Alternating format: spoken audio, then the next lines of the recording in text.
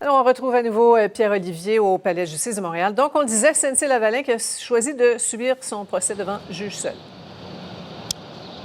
Oui, c'est une décision qui a été rendue publique ce matin au Palais de justice de Montréal où je me trouve ce midi, Sophie. Et c'est toujours un dossier qui génère énormément d'intérêt, notamment en raison de la crise politique qui a secoué le gouvernement Trudeau. Ce matin, SNC-Lavalin avait deux choix, subir ce procès criminel devant un juge seul ou devant un jury.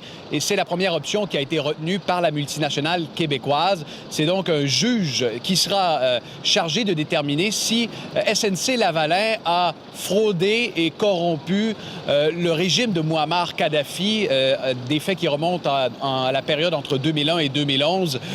SNC-Lavalin aurait versé 48 millions de dollars en pots de vin afin de décrocher de juteux contrats publics. Ce sont les prétentions de la couronne.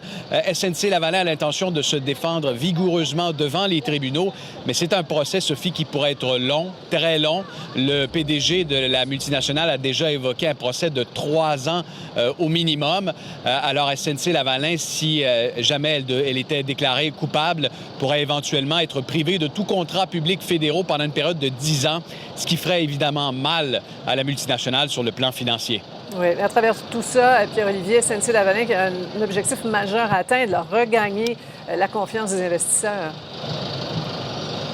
Une confiance qui s'est effritée au fil des derniers mois, comme en témoigne le prix de l'action qui a perdu 60 % de sa valeur. SNC-Lavalin est confronté à des vents de face, une crise politique à Ottawa, un procès aux criminels ici au Palais de justice de Montréal, des problèmes financiers avec des projets en Amérique latine notamment.